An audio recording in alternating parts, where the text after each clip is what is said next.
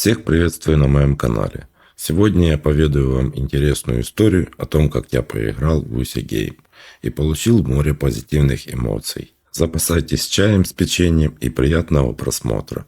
Ну что, приступим? После гусиного пробуждения мы появляемся на поляне в кустах. Сразу доступна прикольная возможность крякать. Я и воспользовался. Как только я вышел из кустов, мой взгляд зацепился за узкую тропинку, где игра демонстрирует возможность наклоняться, которая заканчивалась ржавой велосипедной рамой без колес. Тут же и лежал брошенный сапог. Пройдя дальше по тропинке, я заметил закрытую калитку. Я сразу попробовал ее открыть.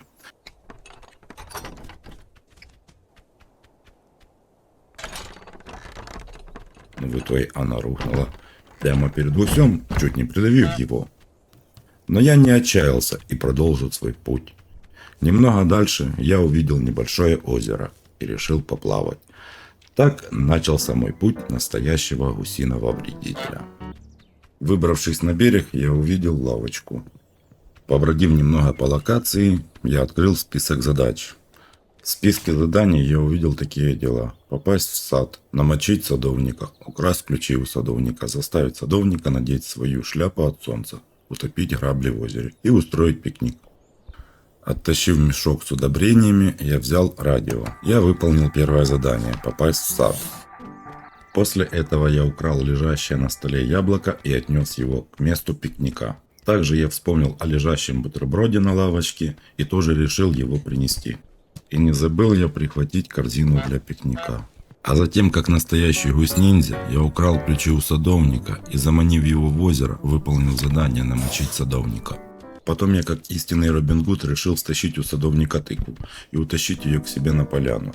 Но садовник, видимо, решил сыграть тыквоборца и бросился ее спасать. Решив отомстить садовнику, я забрал у него морковь. А пока он отвлекся, я все-таки унес тыкву. Заодно прихватив у него грабли в качестве трофея, я бодро потащил все это добро в озеро, пусть знает, как меня обижать. Я продолжил пакостить и украл у него термос. Надо было не забыть про баночку варенья и отнести ее к месту пикника. Пока садовник садил тюльпан, я быстро сорвал с него кепку и утопил ее в озере. Ну а напоследок я вообще расхрабрился, стащил у него радио и с чувством выполненного долга утащил к себе на поляну, ведь задание есть задание. После этого садовник надевает на себя новую шляпу, тем самым выполняем задание. Финальным штрихом стало выполнение задания заставить садовника ударить себя молотком по пальцам. Пока он пытался поставить табличку, я его напугал, и он сам себя стукнул. После этого открылась новая локация. Попав на улицу, я первым делом открываю список задач и вижу в нем: сломать метлу, запереть сопляка в телефонной будке, заставить сопляка надеть не те очки, заставить кого-нибудь выкупить свою вещь, попасть на ТВ и сходить в магазин. Решил выполнить первое задание – заставить Гарри Поттера надеть не те очки. Развязав ему шнурки, я сбил его с ног, и пока он растерянно сидел, украл его очки и подкинул другие из магазина. Потом я загнал мальчика в телефонную будку, и пока все отвлеклись, пробрался в магазин электроники и попал на ТВ. На этом задание попасть на ТВ было выполнено. Дальше я продолжил мое гусиное воровство. Я таскал вещи с прилавков. Положил в корзину сельдерей, туалетную бумагу, расческу. По дороге зацепил банку консервы и положил ее в корзину. И освежитель. Злая бабка-продавщица отобрала самолет у мальчика и заставила выкупить свой же самолет обратно. В отместку я устроил в метле капитальный ремонт, без права на восстановление. После этого я нашел зубную щетку в мусорном баке и завершил задание. А потом я подкинул рацию в гараж, как приманку. И как только злая продавщица зашла в гараж, я его закрываю. Пусть посидит и подумает над своим поведением. После того, как продавщица вышла из гаража, она открывает нам путь в новую локацию. Проломив забор, я оказался на новой территории и открыл список дел. Я увидел в нем: заставить кого-нибудь разбить красивую вазу, помочь женщине нарядить бюст, заставить человека пролить чай, нарядиться в ленточку, заставить человека ходить босиком, устроить стирку.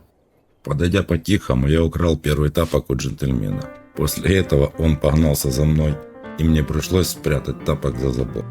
Также я вернулся за вторым тапком, чтобы завершить первое задание. Ну а я, как настоящий профессионал шалостей, стукнул по колоколу. Джентльмен вздрогнул и устроил себе чайный фонтан. Притворившись чучелом гуся, я позволил соседке надеть на меня бантик, сделав хитрый ход.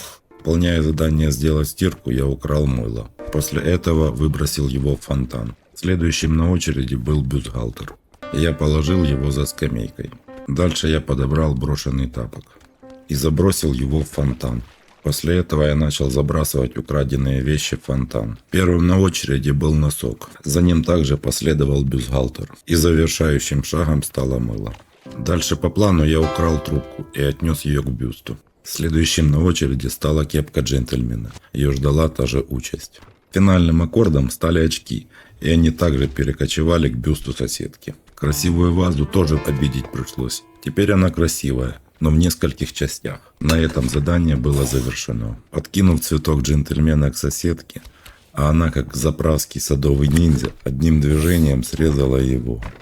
После того, как мы выполнили все задания, мы переходим на следующую локацию – сквозь чужой дом. На новой локации нас встречает новое задание. Попасть в паб, сломать дартс, тащить лодочку, заставить старика упасть на задницу, получить награду цветок, украсть кружку и бросить канал, накрыть на стол. Чтобы попасть в паб, пришлось спрятаться в коробку, чтобы грузчик пронес меня мимо охранника. Запрыгнув на пьедестал перед публикой, включил режим гусь-артист и начал гоготать так, что люди не выдержали, вручили цветок за старание. Потом напугал старика, чтобы тот сломал дартс. Задание было выполнено успешно. Чтобы выполнить следующее задание, понадобилось тащить стул у старика, чтобы тот упал. Ну и как истинный пакостник, не забыв открыть воду и умыкнул кораблик прямо из раковины. А потом я стал настоящим ресторанным критиком. Утащил все, что блестит. Первая на очереди стала вилка. Как же сервировка без солянки? Пришлось ее умыкнуть. Ну и ужин без свечей тоже никак. Надо исправлять ситуацию. Увидев тарелку в холодильнике, я тоже решил ее захватить. Для сервировки не хватало только ножа. Захватил его и выполнил задание. Пока охранник складывает помидоры в ящик, я сбрасываю на него ведро. А на прощание, чтобы память о моем визите осталась надолго, захватив кружку и торжественно утопил ее в озере. Подплывая к мостику, я открываю список дел и вижу в нем: попасть в мини-деревню, украсть красивый миниатюрный золотой колокольчик. Проплывая под мостом, попадаю в миниатюрный город. Немного побродивши, я замечаю миниатюрный замок с колокольчиком. Подойдя к замку, я начал его крушить. Башня замка упала, и оттуда выкатился колокольчик. Потом мне понадобилось вернуться на изначальную локацию. Сначала я вернулся на территорию в кафе, где меня заметил охранник с грузчиком, и они попытались отобрать колокольчик. Пробежав у них под носом, я перебрался в следующую локацию к соседям. Пока женщина занималась своими делами, я аккуратно пробрался на территорию джентльмена. Но пока джентльмен рассматривал свою удивительную шляпу, я потихоньку пытался покинуть его владение. Но в какой-то момент он меня заметил и погнался за мной. Выбежав с его территории, я направился в следующую локацию. Потом злая продавщица заметила меня и погналась, чтобы отобрать мой золотой колокол. После этого я попал на территорию к садовнику и скрылся в цветах. Сорвав морковь с грядки, я отвлек садовника, чтобы покинуть сад. Успешно покинув сад, я продолжил свой путь. Переплыв озеро, я встретил не так давно забытую узкую тропинку. Пробежав по ней, я увидел сломанную калитку. Также заметил старый сапог и брошенный велосипед. Преодолев поваленное дерево, я вернулся на поляну. И в завершении своего путешествия я отнес последний колокол в яму к остальным трофеям. Вот и закончились мои гусиные похождения в гусе-гейме. Это простая и увлекательная инди-игра, которая дает полную свободу действий. Где еще вы сможете почувствовать себя гусем-проказником, который превращает обычный день жителей деревни в настоящий кошмар. Это идеальная игра для тех, кто любит немного хаоса и абсурда в своей жизни. Мое личное мнение об игре – это хорошая игра, способная привлечь с первого запуска. Игра мне понравилась, надеюсь, что в будущем будет больше таких игр. Большое спасибо за просмотр, ставьте лайки и подписывайтесь на канал. Встретимся в следующих видео.